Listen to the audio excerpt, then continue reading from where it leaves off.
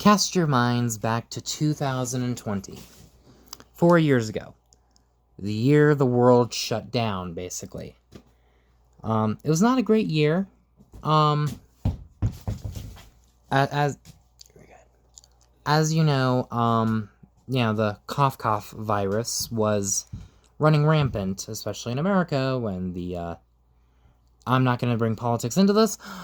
Yeah, everything was affected. But Hasbro was still able to put out a new line of Transformers. The second part of the War for Cybertron trilogy, EarthRise.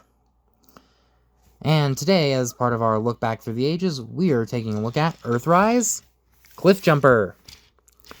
The first Cliff Jumper since 1984 to not be a repaint of Bumblebee. Because this guy came first. This Cliff Jumper came before Bumblebee. Suck it, yellow one. Anyway. So EarthRise was when Hasbro was really starting to get into more just G1 accurate. G1 accuracy. That's it. And that was 4 years ago. But yeah. So here is Cliff Jumper.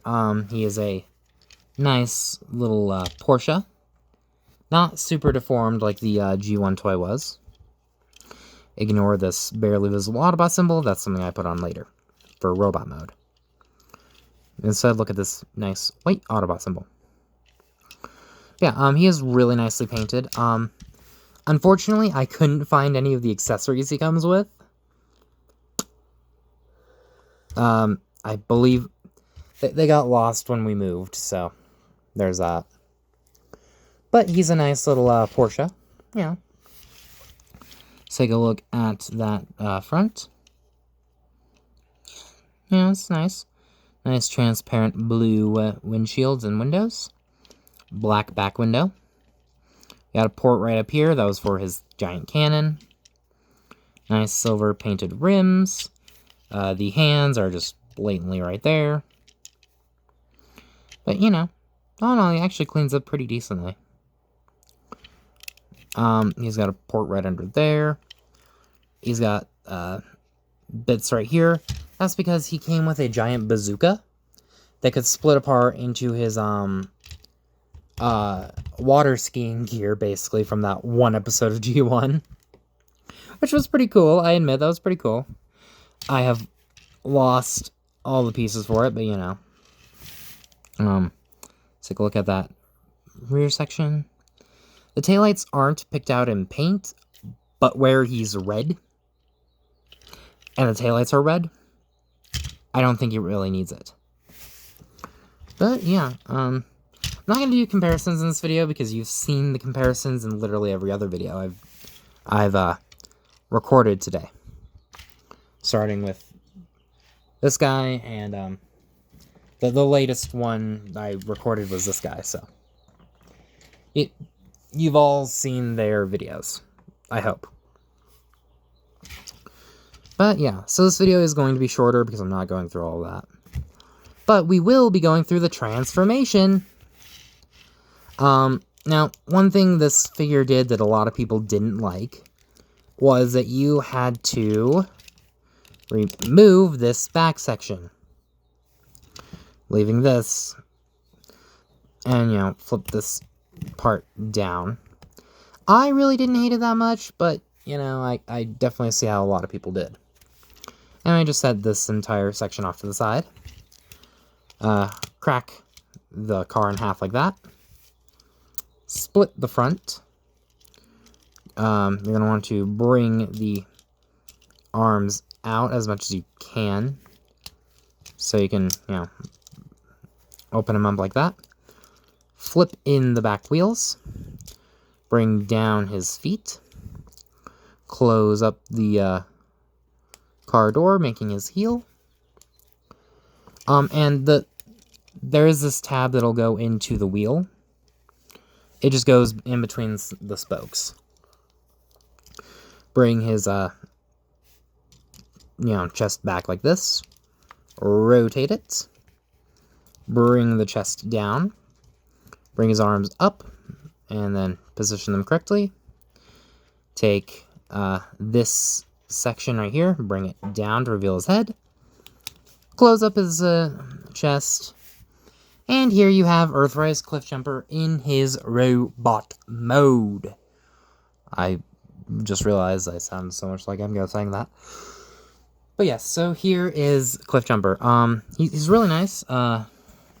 He's got that nice Cliffjumper-y head sculpt. Yeah, carrying over a lot of that greebling from War for Cyber from the Siege line. He has these posts for if you want to plug in blast effects and have him getting shot. If you want to redo the 1986 movie and have him die instead of Ironhide, you can. But yeah. Now, there is still this giant back section. There's a couple things you can do with it. You can plug it into his arm and have him use it as a shield like that. You can plug it into his hand. You can plug it into his hand, have him have it as a shield like that. Or you can plug it into his back, which is what I usually do with it. Yeah, so that is Cliffjumper's robot mode. Now, articulation. The head is on a ball joint, but due to the shape of his helmet, you don't get a lot of wiggly-waggly that stays. You can rotate. Can't really look up and have it stay. Shoulders are on a universal ball joint, or universal hinges, so you can go full 360. You go up that far, which is pretty decent. You have bicep rotation, 90 degrees of bend at the elbow that can go both ways for transformation, and wrist rotation. Coming down to the lower body, he has a backwards ab crunch, if you want to use it. He has waist rotation. His legs can go forward that far if you use this leg, or if you move it past this little tab for the blast port. Back that far, can go a whole lot further if you remove the shield. Okay, not a lot further, but further if you remove the shield.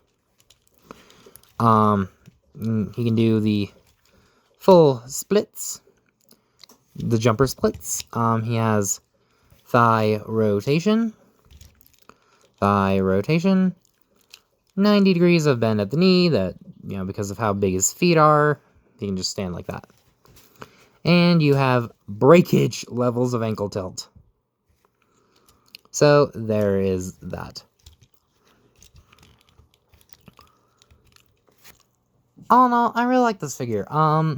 It's not my favorite, but I also didn't get a lot of figures from EarthRise, so there was a reason I chose him. But yeah, guys, if you like this video, go ahead and hit that like button and subscribe. If you want to EarthRise, Siege, any of those figures, you can check on eBay, Amazon. eBay is probably your best bet, especially for EarthRise and Siege. But still, you can check.